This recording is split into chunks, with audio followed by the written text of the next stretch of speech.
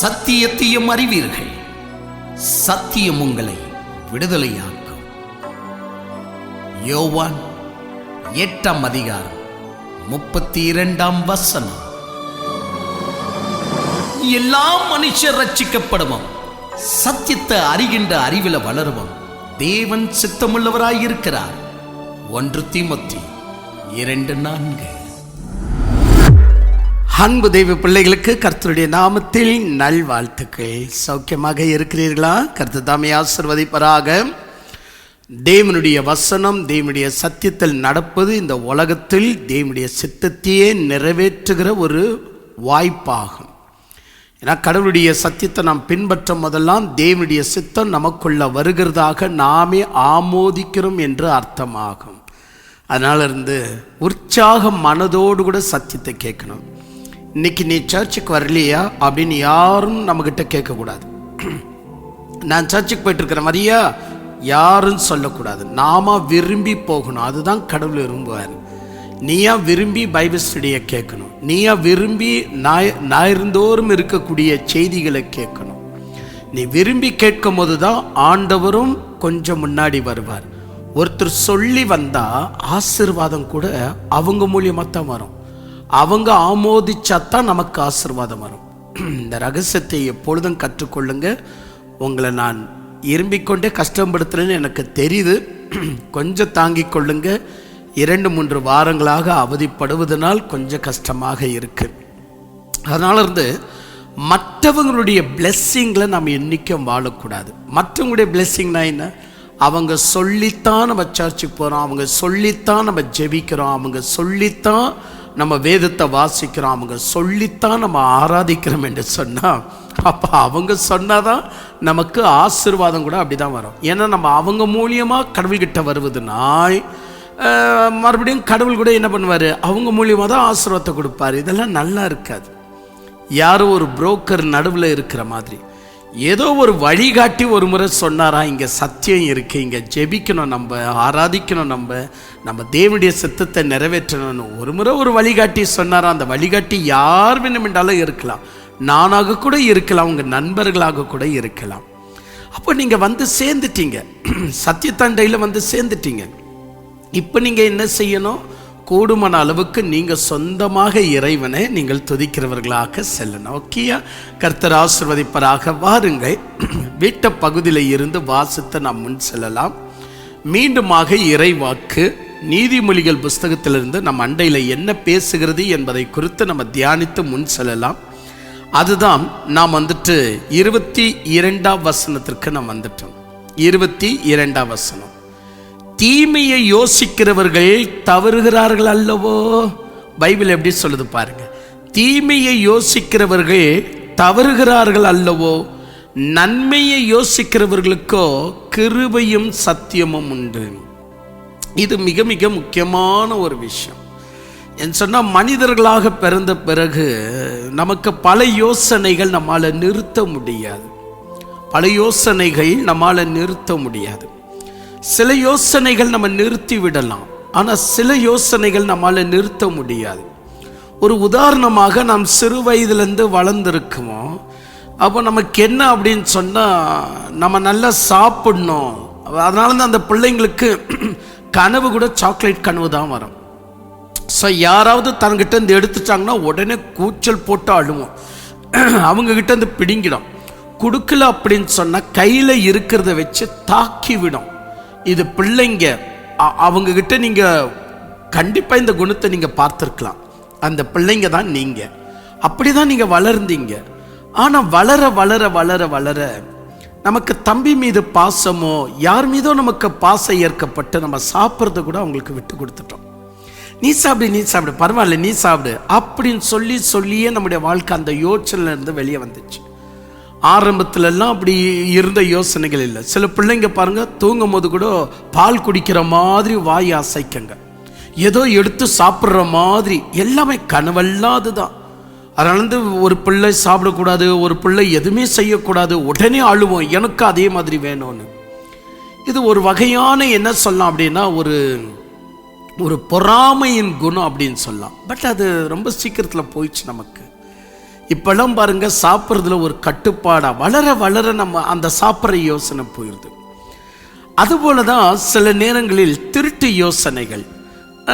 2-3 முறை டீச்சர்கிட்ட அடிபட்டு, அப்புறமா கடங்காரன் வந்துட்டு இந்த மாதிரி உன் பையன் வந்துட்டு என் கடையில் இப்படி திருடிட்டு போனான்னு சொல்ல, அக்க பக்கங்கள்லாம் பார்க்க, டேடி நம்மை அடிக்க, மம்மி கோபித்து கொள்ள, இதெல்லாம் என்ன வாழ்க்கை ஒரு மாதிரியா இருக்க. திருட்டு குணம் கூட நம்மகிட்ட இருந்து போயிடும். நல்லா கவனிக்கணும், திருட்டு குணம் கூட போயிடும். வேலை மேலே யாருமே இல்லைன்னு சொன்னாலும் திருட மாட்டோம் நம்ம. நான் கடவுள் பார்க்கிறார் அப்படின்னு சொல்லி நம்ம நிறைய விஷயத்தை திருடுவதையே நம்ம விட்டுட்டு இருப்போம். ஏன் பொய் பேசுகிற குணம் கூட நம்மக்கிட்ட வராது. அதெல்லாம் விட்டுடலாம். ரொம்ப முக்கியமான ஒரு விஷயம் சொல்லுகிறேன், அது கூட ரொம்ப முக்கியம். நிறைய பேருக்கு வந்துட்டு இந்த காமம் என்ற யோசனை கூட வென்றுடுவாங்க. அது கூட ரொம்ப ஈஸி.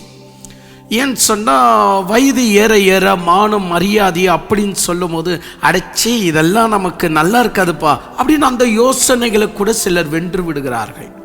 சிலர் என்று சொல்வதை விட 100% மக்கள் அந்த யோசனையை கூட வென்று விடுகிறார்கள். அப்போது நம்முடைய வாழ்க்கையில் எல்லாமே நம்ம ஜெயித்து எல்லாமே விட்டுட்டு வந்தாலும், இந்த பாருங்க, இங்கே இந்த வசனத்தை கூர்ந்து கவனிக்கணும். 22ஆம் வசனம், தீமையை யோசிக்கிறவர்கள் தவறுகிறார்கள் அல்லவோ. இதுதான் நம்ம கிட்ட இருந்து போறதில்ல, சாவர வரைக்கும் போறதில்ல. என்ன பிரதர் சொல்றீங்க? உண்மை விஷயம். தீமையை யோசிக்கிற விஷயம் நம்ம கிட்ட இருந்து போறதே இல்லை. அது எப்போ நம்மளை வாட்டி வதச்சிட்டே இருக்கும்.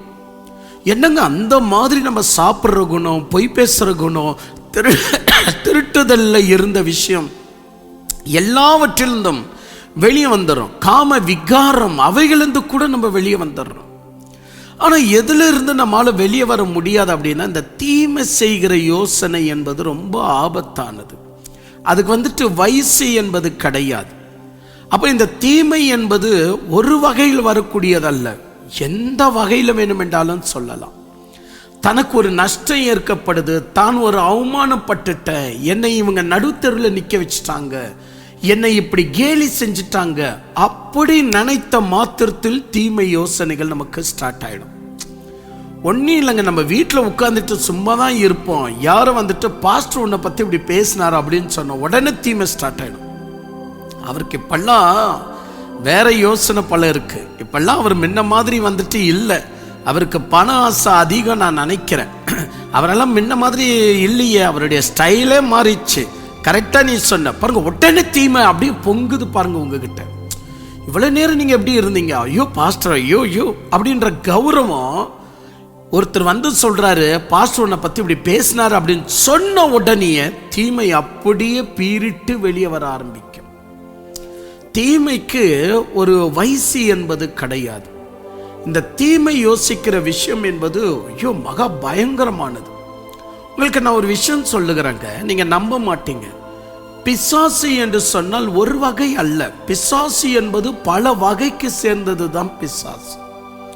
பிசாசு என்று சொன்னால் வெறுமனையாக அசுத்த ஆவிகள் மட்டும் பிசாசு என்று எண்ணிடக்கூடாது. அசுத்த ஆவிகள் வேற, பிசாசுக்குள்ளவே அசுத்த ஆவிகள் வேற. நம்ம நிறைய பேர் என்ன தெரியுமா பண்றோம்? பிசாசு என்பதும் ஒன்று தான், அசுத்த ஆவிகள் என்பதும் ஒன்று தான் அப்படின்னு நம்ம நினைக்கிறோம். இல்லை, அப்படியெல்லாம் கிடையாது. மனிதர்களுக்குள்ள எப்படி இவ்வளோ வித்தியாசம் இருக்கோ, பிசாசுகளுக்குள்ள கூட அவ்வளவும் வித்தியாசங்கள் இருக்கு.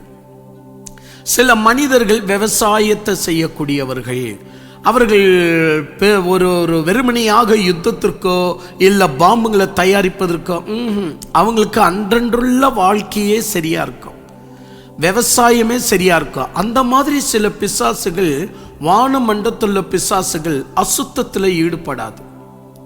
இந்த மாதிரி பிசாசுகளுக்குள்ள நிறைய வித்தியாசம் உண்டு. சில பிசாசுங்க வெறும் அசுத்தத்தை மட்டும்தான் தொடும். காம விகாரம், அசுத்தங்களை விரும்புவது. அசுத்தம் என்று சொன்னால் எனக்கு விவரிக்கவே கஷ்டம். இன்னைக்கு எல்லாம் மனிதர்கள் பாருங்க எந்த அளவுக்கு மனிதர்கள் தங்களுடைய வாழ்க்கை கெடுத்துன்னு இருக்கிறாங்கன்னா, ஒரு நாயுடைய பொம்மையை செஞ்சுட்டு அதில் கோல்கேட் பேஸ்ட்டை வச்சுட்டுக்கிறான். நாயுடைய பொம்மையில் கோல்கேட் பேஸ்ட் வச்சுட்டுக்கிறான். நாய் ஆசனத்திற்கு போது பாருங்க, அந்த இடத்துல பேஸ்ட் வர மாதிரி செஞ்சிருக்கிறான். நாயுடைய தலையை தட்டின உடனே பேஸ்ட் வந்துட்டு அந்த வாளுக்கு கீழே வருது. அதை எடுத்து இவன் எப்படி இருக்கு பாருங்க, மனுஷன் எவ்வளவு அசுத்தத்திற்குள்ள போயின்னு இருக்கிறான் என்பதை நம்ம கண்டுக்கணும்னா இதெல்லாம் அவனுக்கு இப்பொழுது பிரியமா இருக்கு. அதுபோல வந்துட்டு கேக்கு வெட்டுறாங்க. அந்த கேக் எப்படி இருக்குன்னா, நம்ம டாய்லெட்டுக்கு போறோம் இல்லைங்களா, அந்த டாய்லெட் மாதிரியே கேக்கை செஞ்சிருக்கிறாங்க. அந்த பிட்டை திறந்த உடனே அந்த கேக்கு அறுத்த உடனே அதுல கிரீம் எல்லாம் வந்துட்டு அந்த பிட்டுக்குள்ள இருக்குத கை போட்டு எல்லாருமே சாப்பிட்றாங்க. இதெல்லாம் நீங்க யூடியூப்ல பார்த்துருப்பீங்க. பிறகு சிப்ஸ் இருக்கு தெரியுங்களா, அந்த சிப்ஸ் எல்லாம் வந்துட்டு செருப்புல செஞ்சிருக்கிறாங்க. செருப்பு டைப்ல எண்ணெயில் போட்டு வறுத்து அந்த செருப்பை கடிச்சு. அப்ப மனிதனுடைய குணம் பாருங்க எவ்வளவு ஒரு முருட்டா மாறின்னு இருக்கு. நீங்க வெறும் சீனாக்காரன் சொல்லக்கூடாது. இன்னைக்கு நம்முடைய குணம் எல்லாம் அவ்வளவு முருட்டா மாறிட்டு இருக்கு. சோ மனிதன் ரொம்ப அசுத்தங்களை விரும்பக்கூடியவனா மாறுறான். அப்போ அசுத்தங்களை செய்யக்கூடியதற்கே சில பிசாசுடைய வகைகள் உண்டு. சில பிசாசுகள் அசுத்தத்தை செய்யாது, அதுங்க ரொம்ப சுத்தத்தை விரும்பும். இப்படி சுத்தத்தை விரும்பக்கூடிய பிசாசுகள் எல்லாம் இந்த மாதிரி கோயில்களில் போய் சேர்ந்துன்னு இருக்கும். அதுங்களுக்கு நான்வெஜ் சாப்பிட்டா கோபம் வந்துடும், பெண்களை தொட்டா கோபம் வந்துடும், ஆண்களை தொட்டா கோபம் வந்துடும், அந்த இடத்துல வட்டாரத்தில் நீங்க திருடி விட்டால் கோபம் வந்துடும். இந்த மாதிரி பிசாசுகள் கூட உண்டு. நீங்க என்ன நினைக்க கூடாது, கடவுள் மட்டும்தான் வந்துட்டு நீதியை விரும்புறாருன்னு. சில பிசாசுகள் வேஷம் போட்டுன்னு நீதியை ரொம்ப விரும்புதுங்க. அதனால ஒரு இடத்துக்கு போன உடனே, ஐயோ இந்த இடம் எவ்வளவு பரிசுத்தமான இடம் தெரியுங்களாங்க, இந்த இடத்துல நீங்க ஒரு பின்ன கூட நீங்க திருட முடியாது, திருடின உடனே எங்க தேவதைக்கு தெரிஞ்சிடும், உடனே திருடினவனை சிச்சிக்கும் அப்படின்னு சொன்ன உடனே ஐயோ கடவுள் இங்க இருக்கிறாருன்னு உடனே பயபக்தி வைக்க கூடாது. அது பிசாசுல ஒரு வகை. அந்த பிசாசுங்களுக்கு திருடுது பிடிக்காது, காம விகாரம் பிடிக்காது, பொய் பேசுறது பிடிக்காது, இன்னொருத்தனை அடிக்கிறது பிடிக்காது. அதுங்களுடைய வேலை என்ன அப்படின்னா, உண்மையான சத்தியத்தை நீ தெரிஞ்சுக்க கூடாது. அதுங்களது வேலையே அவ்வளவுதான். உண்மையான சத்தியத்தண்டல நீ போயிடக்கூடாது. வேணுமெண்டா நீ சுத்தமா இர, குளிச்சுட்டு சுத்தமா இர, உன் தேவைகள் என்னவோ நான் சந்திக்கிறேன்னு, ஆனா சத்தியத்தை மட்டும் தெரிஞ்சுக்காத. இந்த மாதிரி ஒரு வகையான பிசாசுகள் எல்லாம் ஜனங்களை நடத்துது. அசுத்தமான பிசாசுகள் எல்லாம் ஒரு பக்கம் உண்டு. சண்டெல்லாம் வேண்டாங்க, சமாதானமா நம்ம வேண்டா வழி தவறி போலாம். பாருங்க நான் மறுபடியும் சொல்றேன், சண்டெல்லாம் வேண்டாங்க, சமாதானமாவே நம்ம குள்ளிக்கொள்ள விடலாமே, சமாதானமாவே நம்ம வழி தவறி போயிடலாமே அப்படின்னு சொல்லக்கூடிய பிசாசுங்க சண்டங்கள் எல்லாம் விரும்பாது. சமாதானமாவே ஆப்பு வைக்கங்க. நான் பேசுறது கொஞ்சம் அசிங்கமா இருக்கலாம், ஆனா உண்மை விஷயம் அப்படி பேசினா தான் தமிழர்களுக்கு புரியும். சமாதானமாகவே நம்மளை வழி தவறு செய்து விட்டணும். ஆனா அந்த மாதிரி பூஜாரிங்களா, அந்த மாதிரி சில ஜனங்களை சண்டை வேட மாட்டாங்க, அவங்களோட முகமெல்லாம் சாந்தமாவே இருக்கும். ஆனா ஒரு சத்தியத்தை சொல்லி பாருங்க, சுருக்குன்னு கோபம் வரும். சத்தியத்தெல்லாம் ஏற்றுக்க மாட்டாங்க, ஆனா சமாதானமா இருப்பாங்க. யாருக்கும் சண்டை சாடி எதுவுமே வேண்டாங்க அப்படின்னு வாங்க. ஆனா வழி தவறு செய்யக்கூடிய நிறைய பாதகங்கள் அவங்க கிட்ட இருக்கு. இந்த மாதிரி எல்லாம் நிறைய விஷயம் இருக்கு. அவங்களாம் எப்பொழுதும் சமாதானமாவே இருப்பாங்க. நான் ஒரு விஷயம் நான் கேள்விப்பட்டேன், ஒருவன் யாருகிட்டையும் பேசுறது இல்லையா, ரொம்ப சைலண்டா, அவனை யார் எவ்வளவு அடிச்சாலும் அடி வாங்கிக்குவானா. இது பேப்பர்ல வந்துச்சுங்க, யார் எவ்வளவு அடிச்சாலும் அவன் அடி வாங்கிக்குவானா. ஸ்கூல்ல இருந்து அப்படிதான், நான் சைலண்ட் பர்சனா. அவனை போலீசார்கள் கைது செய்து விட்டார்கள்.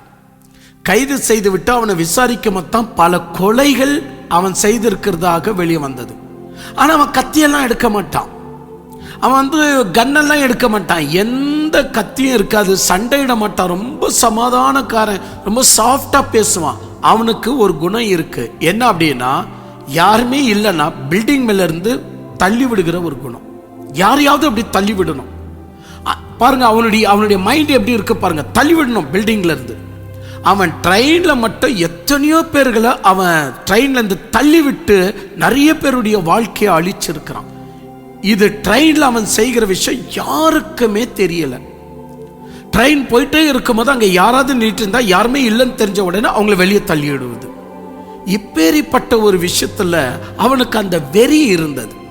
அப்ப பிசாசு வகையில ஒரு வகையெல்லாம் கிடையாது. சில பிசாசுங்க எந்த விதமான முறுமுறுப்பு சண்டைகள் போடாது, ஆனா வழி தவற செய்யும், நம்மை சத்தியத்தண்டல வர செய்யாது. அதனாலதான் அப்போஸ்தலனாகிய பவுல் எபேசியர் புஸ்தகம் 6ஆம் அதிகாரம் 12ஆம் வசனத்திற்கு வரும்போது பலவிதமான ஒரு ஆவிகளை குறித்து அவர் பேசுவார். ஒரு ஆவியா ரெண்டு ஆவியா பலவிதமான ஆவிகளை குறித்து பேசுவார். எப்பேரிப்பட்ட ஆவிகள் எல்லாம் உலகத்தில் இருக்கு, நாம் எப்படி எச்சரிக்கையா இருக்கணும் அப்படின்னு பலவித பாருங்க.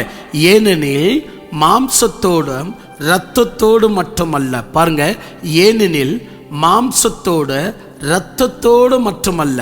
அப்போ மாம்சத்துக்கு ஈக்குவலா இருக்கிற பிசாசுகளும் உண்டு, இரத்தத்துக்கு ஈக்குவலா இருக்கிற பிசாசுகளும் உண்டு. ஒரு வகையில் இது மனிதர்களை குறிக்கிறது. அது இருக்கட்டும், மனிதர்கள் தான் நமக்கு தெரியுமே. ஆனா மனிதர்கள் மாதிரியே நம்மளை வழி தவறு செய்யக்கூடிய பிசாசுகளை என்ன செய்யும் அப்படின்னா, அவர் சொல்றார் பாருங்க, எபேசியர் புஸ்தகம் 6ஆம் அதிகாரம் 12ஆம் வசனம், மாம்சத்தோடு இரத்தத்தோடும் அல்லாமல் துரைத்தனங்களோடு கூட. அப்போ துரைத்தனம் என்று சொன்னா சில பிசாசுங்க எப்பொழுதுமே வந்துட்டு அது துரைத்தனம், அதாவது பெரிய பெரிய பிசினஸ் மட்டும்தான் அந்த பிசாசுங்க செய்யும், வேற எதையும் செய்யாதுங்க. அந்த பிசாசுங்க எப்படின்னா போய் கோயிலெல்லாம் புகுந்துக்காதுங்க, அசுத்தங்களெல்லாம் கற்றுக் கொடுக்காதுங்க. துரைத்தனம், யாரை எப்படி நம்ம துரைத்தனம் செய்யலாம், பிசினஸ் மூலியமா யாரை எப்படி கவிழ்க்கலாம், அதே நேரத்தில் ஆட்சிகளுக்கு வந்தால் யாரை எப்படி கவிழ்க்கலாம். வெறும் ஆட்சிகளை மட்டும்தான் பிடிக்கும். யாராவது பேசினா பேட்டா சௌக்கியமா இருக்கிறியாப்பா, இவ்வளவு அழகா பேசுங்க. அந்த மனுஷனுக்குள்ள இருக்கிற அசுத்த ஆவி அளவிட்ட பிசாசு அது துரைத்தனங்கள் மூலியமாக தான் சத்தியத்தை முடக்க செய்யும், வேற எதையும் செய்யாது. நெக்ஸ்ட் பாருங்க, துரைத்தனங்களோடு கூட அதிகாரங்களோடு கூட. சில பிசாசுங்களுக்கு அதிகாரம் பைத்தியம், எப்படியாவது இன்ஸ்பெக்டர் ஆயிடணும், எப்படியாவது நம்ம மேலான அதிகாரியா மாறிட்டே இருக்கணும். அப்படி மாறினாதான் மற்றவங்களை நம்ம அடுக்கி வைக்க முடியும், மற்றவர்களை நம்ம மிரட்ட முடியும். நம்ம சாதாரண மனிதர்களா அற்புதம் அடியாளெல்லாம் செய்யக்கூடாது, அதிகாரங்களை கையில வச்சுன்னு ஆட்டி படைக்கணும். இந்த மாதிரி பிசாசுகள் எல்லாம் உண்டு. அதுங்க வெறும் அதிகாரத்து மேல தான் ஆசை வைக்கங்க, துரைத்தனங்கள் மீது தான் ஆசை வைக்கங்க. அடுத்தது பாருங்க, இப்பிரபஞ்சத்தின் அந்தகார லோகாதிபதிகளோடு கூட. அப்போ இப்பிரபஞ்சத்தின் அந்தகார லோகாதிபதினா சில பிசாசுங்க எந்த வேலையும் செய்யாது, எந்த அதிகாரத்தை விரும்பாது, துரைத்தனங்களை விரும்பாது, அசுத்தங்களை விரும்பாது. ஆனா என்ன கிட்ட வந்துட்டீங்கன்னு சொல்லும் போது உங்க கண்ணை மூடி மறைச்சிடும். இந்த மாதிரி பிசாசுங்க இருக்கு. என்ன கிட்ட வருவீங்க, உங்க கண்ணை மூடி மறைச்சிடும். இப்போ ஒரு உதாரணத்துக்கு நீங்க ரொம்ப சமாதானமா இருப்பீங்க. ஒரு உதாரணத்துக்கு சொல்றேன், நல்லா கேட்டுக்கோங்க, ஜெபம் எவ்வளவு முக்கியம் சொல்றேன் கேளுங்க. ரொம்ப சமாதானமா காலையில் எழுந்திரிச்ச உடனே பாடல் எல்லாம் பாடிக்கின்னு, இயேசு கிறிஸ்து என் தெய்வம் அப்படியெல்லாம் பாடலை பாடிக்கணும். அப்படியே ரெடி ஆகிட்டு குளிச்சுக்கிட்டு எல்லாம் நீங்கள் சாப்பாடெல்லாம் ரெடி ஆகிடுச்சு, எல்லாம் முடிஞ்சிச்சு. ஃபோன் சார்ஜர் எங்கே வச்சு, இந்த டேபிள் மேலே தானே வச்சுருந்தேன், சார்ஜர் எங்கே அப்படின்னு நீங்கள் இங்கேருந்து உங்கள் மனைவியோ பிள்ளைங்களையோ கூப்பிடுவீங்க. ஃபோன் சார்ஜர் பார்த்தியா, நான் இங்கே தானே வச்சுருந்தேன். அவங்க சொல்லுவாங்க, டேபிள் மேலேயே இருக்கு. கண்ணு என்ன உங்களுக்கு எங்கே இருக்கு, டேபிள் மேலேயே இருக்கு. டேபிள் மேலே தான் பார்த்துன்னு இருக்கிறேன்னு, இல்லையே இங்கே தான் சார்ஜர் இருந்துச்சு எங்க அப்படின்னு மறுபடியும் அங்கே போவீங்க. டேபிள் மேலே நீயே வந்து எனக்கு எடுத்து கொடு. சரி, உங்ககிட்ட என்ன ஒரு பெரிய போரா இருக்க, நான் தான் டேபிள் மேலே இருக்குன்னு சொல்றேனே அப்படின்னு வந்து அவங்க அந்த டேபிள் முனையில் இருக்கிற கேபிள் எடுத்து வந்து உங்களுக்கு கொடுத்த உடனே ஆச்சரியம் ஆயிடும் உங்களுக்கு. இவ்வளவு நேரம் நான் இந்த டேபிளை பார்த்துட்டு இருக்கிறேன், கேபிள் இல்லை, அது எப்படி அப்படின்னு சொன்ன உடனே உங்களுக்கு ஆச்சரியம் வந்தாலும் கோபம் வந்து உங்க மனைவி மேல வந்துடும். என்ன ஒரு விஷயம் சொன்னா அப்படி கத்துற கூச்சல் போடுற, கேபிள் எடுத்து கொடுக்க அப்படி பண்ற, ஏன் உங்க கண்ணி நான் குருடா, இங்க தானே இருக்கு கேபிள், பார்க்க என்ன ஆயிடுச்சு, நான் அங்கிருந்து வந்து கொடுக்கணுமா உங்களுக்கு? உங்களுக்குள்ள சண்டையை மூட்டி வைக்கவே கண்ணுகளை மூடி மறைக்கும். இந்த மாதிரி பிசாசுங்கள்லாம் நிறைய உண்டு. அதனால நீங்க பயம் பக்தியோடு கூட காலையிலேயே நீங்க ஜெபம் பண்ணணும். நீங்க அதிகமான ஜெபத்தில் இருக்கணும். ஆண்டவரே என்னை வழி நடத்தும் அப்பா, என்னை சோதனைகள் இருந்து என்னை விடுதலை செய்து காத்துக்கொள்ளுங்க. இதுதான் சோதனை, சோதனைகள் இருந்து என்னை விடுதலை செய்து காத்துக்கொள்ளுங்க. அப்படி அப்படியே கண்ணு மூடி மறைக்குவான். அங்க எதிர்க்கவே வந்துட்டு காணாம போன பொருள் இருக்கும், ஆனா உங்க கண்ணு மூடி மறைச்சிடுவான். அங்கேயே வந்துட்டு உங்களுடைய நல்ல விஷயத்த போதகர் பேசுவான், டக்குன்னு காதை மூடி மறைச்சிடுவான். அந்த விஷயம் மட்டும் உங்களுக்கு கேட்காதபடி செஞ்சிடுவான். ஆனா அவர் சொல்வார், ஏன்பா இதை நான் 1 ஹவருக்கு முன்னாடியே சொன்னேனப்பா, ஆனாலும் என் மேல நீ சந்தேகப்படுறியப்பானா அவங்களுக்கு அது புரியாது. நீங்க சொல்லவே இல்லை. நான் சொன்னேன்பா, நீங்க சொல்லல, நான் எவ்வளவு ஷார்ப்பு தெரியுமா, நீங்க சொல்லல அப்படின்னு சண்டை சுருவாயிடும். ஏன்னா காது மூடி மறைச்சிடுவான். அவன் என்ன அப்படின்னா, இன்னொருத்தர் அவஸ்தப்படுற விஷயத்துல அவன் ரொம்ப சந்தோஷப்படுறான். பிசாசுல ஒரு வகையெல்லாம் கிடையாது, பல வகைகள், பல வகைகள். வெறும் அசுத்தாவின்னு சொல்லக்கூடாதுன்னு பல வகையான பிசாசுகள் வேலை செஞ்சுட்டே இருக்கு. இந்த மாதிரி அந்தகார லோகாதிபதி கண்களை மூடி மறைக்குது. எவ்வளவு சத்தியம் சொன்னாலும் புரியாத மாதிரி செய்வது, கேலி செய்வது. அவன்லாம் சொல்றது உண்மை நினைக்கிறேன், அவன் வாழ்க்கையே சரியில்லை, அவன் சொல்றதை கேட்டு நீ உட்காந்து நிற்கிற. இந்த மாதிரி கண்களை மூடி மறைக்கிறது, உங்களுக்கு அலட்சியத்தை கொண்டு வருவது. போனோன்னு நீங்க நைட்டெல்லாம் உற்சாகமா இருப்பீங்க, காலையில் எந்திரிச்ச உடனே உங்க மனசெல்லாம் ஒரு மாதிரி ஆயிடும். இல்லை நீங்க போயிட்டு வாங்க, நான் வரமாட்டேன். இந்த மனசை யார் தெரியுமா கொடுத்தது? பிசாசு தான். அவனுக்கு வெறும் வேலை என்ன தெரியுமா, உங்களுக்கு ஆரோக்கியம் இருக்கும் நேற்று நைட்டு, அந்த ஆரோக்கியத்தை அப்பாண்டமா அப்படியே மூடி மறைச்சிடுவான். அப்படியே நீங்க கீழே விழுந்துட்ட மாதிரி, ஒன்னே இல்லாத மாதிரி உங்களை செஞ்சிடுவான். உங்களுக்கு ஆரோக்கியமே இல்லை, கெட்டு போயிடுச்சு, அவ்வளவுதான். நீ பஸ் ஏறும் போது நீ அப்படியே தடுக்கி கீழே விழுந்துருவ. என்னமெல்லாம் யோசனையை கொடுத்து அந்த பிரம்மாண்டமான சத்தியத்தை கேட்காதபடி, சர்ச்சுக்கு போகாதபடி, ஆண்டவருடைய வழியில நடக்காதபடி, உங்க உடம்பே இப்படி இருக்கு, ரெஸ்ட் எடுத்துக்கோன்னு சொல்லுவான். ஆனா ஆக்சுவலி ரெஸ்ட் எடுக்க வேண்டிய அவசியம் இல்லை, உங்க ஆரோக்கியத்தை அவன் மறைச்சிட்டான். நீங்க உடனே டாக்டர்கிட்ட போய் பாருங்க, டாக்டர் என்ன தெரியுமா சொல்வாரு, ஒன்னே இல்லம்மா, நீங்க ஆல்ரைட், நீங்க நல்லதான் இருக்கிறீங்க அப்படின்வாரு. அப்பவே நீங்க புரிஞ்சுக்கங்க, பிசாசு ஆரோக்கியத்தை மறைச்சிட்டான். இந்த மாதிரி நிறைய ஆரோக்கியத்தை மறைக்குவான். உங்க தலை நல்லதான் இருக்கும், தலை நோற மாதிரி செய்வான். நீங்க கடிந்து கொள்ளணும், இயேசுவின் நாமத்தில் அவனை நீங்க கடிந்து கொள்ளணும். இல்லை அப்படின்னா அவன் என்ன தெரியுமா பண்ணுவான், ஆரோக்கியத்தை மூடி மறைச்சிட்டு உங்ககிட்ட விளையாட ஆரம்பிக்குவான். இந்த மாதிரி எல்லாம் என் வாழ்க்கையில் நிறைய பார்த்துட்டேன், 1 2 இல்லை, நிறைய பார்த்துட்டேன். இன்னைக்கு நான் இறைவனுடைய சமூகத்தில் சமாதானமாக போயிட்டு இருக்கிறேன் அப்படின்னு சொன்னால், இந்த மாதிரி பிசாசுங்க இவ்வளோ வகை இருக்குன்னு கண்டுபிடிச்சு இவ்வளோ வகையில் இவன் செயல்படுவான்னு பார்த்து பகவான் என்ன செய்கிறாரோ, அதாவது நம்ம ஆண்டவன் என்ன செய்கிறார், நம்ம இறைவன் என்ன செய்கிறாரோ, நம்ம தெய்வம் என்ன செய்கிறார், நம்ம கர்த்தர் என்ன செய்கிறாரோ, அதான்டா ஃபைனல் அப்படின்னு நான் தெரிஞ்சுக்கிட்டு சமாதானமாக இறைவனுடைய வார்த்தை கேட்டுட்டு போயிட்டே இருக்கிறேன். இறைவனுடைய வார்த்தையிலும் நடக்கிறதுலையும் உற்சாகம் மனமுள்ளவன். அவன் எப்படி வேணுமென்றாலும் சோறு வர வைக்குவான். வேணுமென்று நம்மகிட்ட நம்ம மேல ஒரு நல்ல கருத்து இருக்கும், அதை அப்படியே மூடி மறைச்சிடுவான், கெட்ட கருத்துக்களை மாற்றிடுவான். அவ்வளோ நெருங்கி இருந்தவங்க கூட நம்மளை சந்தேகப்பட ஆரம்பிச்சிடுவாங்க. அதனால தான் ஆண்டவர் சொன்ன ஆயுதங்களை நீங்கள் எடுத்துக்கொள்ளணும். ஆயுதம் என்று சொன்னாலும் டேஞ்சர் தான். ஏன்னு சொன்னால், எந்த ஆயுதத்தை எப்போ எடுக்கணுன்ற நாலேஜ் இருந்தால் தான் அவனை ஜெயிக்க முடியும். எல்லா நேரங்களையும் ஒரே ஆயுதத்தை எடுத்துக்கக்கூடாது. உதாரணமாக ஜபம் தான் அப்படின்னு ஜபத்தையே எடுத்துக்கக்கூடாது, வசனம் தான் வசனத்தையே எடுத்துக்கக்கூடாது, விசுவாசம் தான் விசுவாசத்தையே எடுத்துக்கக்கூடாது, ரட்சணியம் தான் ரட்சணத்தையே எடுத்துக்கக்கூடாது, நீதி தான் நீதியே எடுத்துக்கக்கூடாது. எந்தெந்த நேரத்தில் எதை உபயோகப்படுத்தினா சாத்தானை ஜெயிக்க முடியும்? என் அன்பு தெய்வ பிள்ளைகளை, இப்படி எங்கே விட்டுட்டேனே, இப்போ பாருங்க, அதிகாரங்களோட இப்பிரபஞ்சத்தின் அந்தகார லோகாதிபதிகளோடு கூட, நெக்ஸ்ட் வான மண்டலங்களில் உள்ள பொல்லாத ஆவிகளின் சேனைகளோடு கூட நமக்கு போராட்டம் உண்டு. எவ்வளவு பெரிய வார்த்தை! வான மண்டலத்துள்ள பொல்லாத ஆவியின் சேனைங்க, இதுங்கெல்லாம் பூமியில இறங்காதுங்க, இறங்காதுங்க. இதுங்கத்தான் சொல்லமா, யாரு? வானமண்டலத்துள்ள பொல்லாத ஆவிங்க தான் சொல்லமா, டேய் நீ வெறும் அசுத்தங்களை மட்டும்தான் செய். தபார், நீ ஜனங்களுக்கு முன்னாடி சுத்தத்தையே வெளிப்படுத்து. தபார், நீ ஜனங்களுடைய மனக்கண்களை மூடி மறை.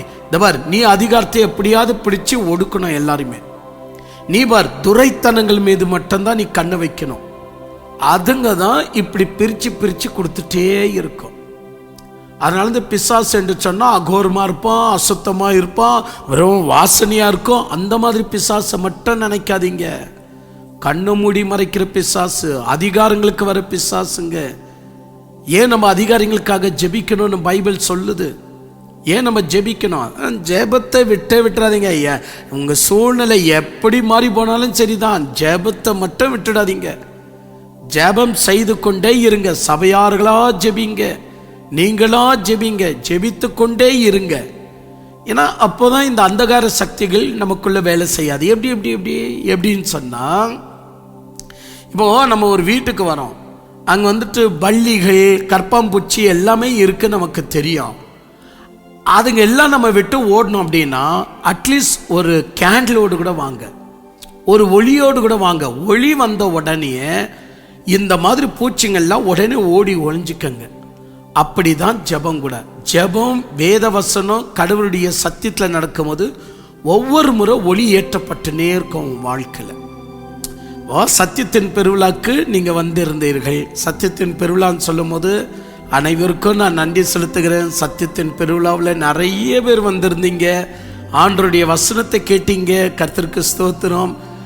முக்கியமாக சத்தியத்தின் பெருவிழாக்காக சில பிள்ளைங்க பேர் சொல்லக்கூடாது, ஏன்னா பேர் சொல்லிட்டா என்ன தெரியுமாயிடும், நெக்ஸ்ட் முறை கூட அவங்க தான் உதவுவாங்களோ அப்படின்னு அவங்களுக்கு ஒரு யோசனை வந்துடக்கூடாது இல்லையா. ஏன்னா இது வரைக்கும் நான் யார்கிட்டும் தசம பாகம் கேட்கறதில்ல, யார்கிட்டையும் காணிக்க கேட்கறதில்ல, எதுவுமே கேட்கறதில்ல. அதனால் பேர் சொல்லிட்டா ஐயோ நம்ம பேர் சொல்லிட்டா நெக்ஸ்ட்டு சத்தியத்தின் பிறகு கூட நம்ம தான் உதவணும், இந்த பாஸ்டர் தப்பாக நினச்சிக்க போகிறாரு அப்படின்னு அவங்களுக்கும் அந்த ஃபீல் வரக்கூடாது இல்லையா. அதனால் அந்த பேர் சொல்லாமல் சொல்கிறேன். சில தேவ பிள்ளைங்க சத்தியத்தின் பெருவிழாவுக்கு தாராளமாய் அவங்க வருதில்ல, ஆனாலும் கூட அவங்க வராங்களோ வருது இல்லையோ, ஆனாலும் சத்தியத்தின் பெருவிழாக்காக பஸ் இதை வச்சுக்கங்க உதவும் உங்களுக்கு அப்படின்னு கொடுத்த தெய்வ பிள்ளைங்களுக்கு கர்த்தருக்கு ஸ்தோத்திரம் உண்டாவதாக. நிறைய தெய்வ பிள்ளைங்க மனசோர்வில்லாமல் அவ்வளோ மழை இடி மின்னல் அது நடுவிலும் கூட நீங்கள் சத்தியத்தின் பெருவிழாவில் வந்து நீங்கள் பங்கு பெற்று செய்தியை கேட்டீங்க. எனக்கும் ஒரு யோசனை வருது, சீக்கிரமாக நம்ம ஒரு நல்ல ஜென்ரேட்டர் வாங்கிட்டா இந்த கரண்ட்டு மேலே நம்ம டிபெண்டிங் ஆகவே கூடாது அப்படின்னு. ஸோ நான் உடனே காரியத்தை ஆரம்பிச்சிட்டேன். ஸோ ஜென்ரேட்டர் ஒன்று வாங்கி போட்டுட்டா தான் சரி. இரவு நேரங்களில் இப்பேற்பட்ட மலைகள், ஏன்னா அங்கே இருக்கிறதெல்லாம் நம்ம வருவதற்கு முன்னாடி 4-5 யானைகள் நம்ம ஏரியாவில் தான் போயிருக்கு. அது கூட எனக்கு படம் பிடிச்சி அனுப்பியிருந்தாங்க. அதுபோல் நிறைய மிருகங்கள், காட்டு மிருகங்கள் இருக்கிற இடத்துல தான் நம்மளுடைய கூட்டம் நடக்குது. அந்த நேரத்தில் இவங்க கரண்ட் அப்பப்போ ஆஃப் பண்ணிடுவாங்க கவர்மெண்ட்டு. அதாவது ஒரு ஜென்ரேட்டர் வச்சா பெரியப்பட்ட மிருகங்கிட்ட இருந்தோ அல்ல விட்டா பூச்சி புழுங்கிட்ட இருந்தால் நம்ம காப்பாற்றி கொள்ளலாம். நாமும் ரெஸ்ட் ரூமுக்கு போயிட்டு வர ஏதுவாக இருக்கோம். நானும் முயற்சி எடுத்துட்டேன், எப்படியாவது நம்ம ஒரு ஜென்ரேட்டர் வாங்கிடுவோன்னு. வந்த உடனே நான் சத்தியத்தின் பெருவிழா முடித்த உடனே என்னுடைய வேலையே என்ன அப்படின்னா ஜென்ரேட்டர் எங்கே இருக்குது அப்படின்னு. நமக்கு சிறிய ஜென்ரேட்டரே வந்துட்டு கிட்டத்தட்ட 10-12 லட்சம் ஆகுது. பரவாயில்ல, ஏன்னு சொன்னால் நம்ம இருளில் இருக்கக்கூடாது அப்படின்னு அதை வாங்கி விடுவோம் எப்படியாது அப்படின்னு சொல்லி அது மேலே ஒரு கண். ஏன்னா அருமை சகோதரன் ஜனவரி மாதத்தில் நம்முடைய சகோதரனும் சத்தியத்தில் உறுதியாக இருக்கக்கூடிய சிங்கப்பூரில் வசிக்கக்கூடிய திருச்சிக்கு சேர்ந்த பர்னபாஸ் அவர்கள் ஜனவரி மாதத்தில் கூட்டம் நடத்துகிறார்கள் 3 நாட்கள். ஸோ நம்ம பாதிக்கப்படக்கூடாது இல்லையா, அவ்வளோ சீக்கிரம் ஏதாவது ஒரு வேலை செய்யணும் அப்படின்னு நான் நினைக்கிறேன். அதுக்கு அடுத்தாப்பில் இன்னும் ஒரு 2-3 மாதங்கள் விட்டு ஏப்ரல் மாதத்தில் அருமை சகோதரன் ஜோசப், கோயம்புத்தூர் ஜோசப் அவர்கள் ஒரு கூட்டத்தை நடத்துகிறார்கள். அதற்கும் நம்ம ரெடி ஆகணும் இல்லையா, கொஞ்சம் பிரம்மாண்டமாக கொஞ்சம் க்ளீனாக அருமையாக வச்சுக்கணும் அப்படின்னு. வேத முத்து மூலியமாக ஒரு சகோதரன் நமக்கு அறிமுகமானார். அவருடைய மனசுலையும் இறைவன் பாரத்தை ஆண்டவர் இறக்கினதை எண்ணி நான் ஆண்டவரை துதிக்கிறேன். இது போல் நம்ம ஏதாச்சும் செய்யணும். அதாவது ஒளிமயமாக நம்ம இருக்க வேண்டியது ரொம்ப அவசியம். சரி, இதெல்லாம் போகட்டும். அதுபோல நீங்கள் சத்தியத்தை கேட்கும் போதெல்லாம், சத்தியத்தின் பெருவிழாவுக்கு வரும் போதெல்லாம், இந்த மாதிரி தேவனுடைய வசனம் கேட்கும் போதெல்லாம் ஒளி ஏற்றப்படுகிறது. அந்த ஒளி ஏற்றப்படும் போது ஜபம் என்னப்படுது, எண்ணெய் போல அது இன்னும் திரிய எரிந்து விட்டு கொழுந்து விட்டு எரிய செய்யும். அப்போ பிசாசுகள் நெருங்க முடியுமா? அவங்கள நெருங்க முடியாது. எளிதாக எல்லாம் பொருளும் உங்கள் கண்ணில் இருக்கிறது எளிதாக தெரியும். நீங்கள் நன்றாக காலையில் எந்திரிச்சு போனோன்னு அவ்வளோ இருப்பீங்க. உங்களை யார் தூங்க வைக்கிறது? உடம்பு அடித்து போட்ட மாதிரி தூங்கிட்டு அலாம் அடித்தாலும் அலாமை நீங்கள் அடிச்சுட்டு தூங்குறீங்க. உங்களால் எந்திரிக்க முடியறதில்ல. இதெல்லாம் யார் செய்வது? இதெல்லாம் அந்தகார லோகாதிபதி இந்த வேலைகளெல்லாம் செய்கிறோம். ஸோ இதில் நாங்களும் அடிமையாக தான் இருந்தோம். எந்திரிக்கவே முடியாது. எந்திரிச்ச உடனே நினைவு வந்துடும், ஆனால் பெட்டை விட்டு எந்திரிக்க மாட்டேன். இவையெல்லாம் எத்தனையோ வருடங்களுக்கு முன்னாடி நான் ஜெயிச்சிட்டேன்.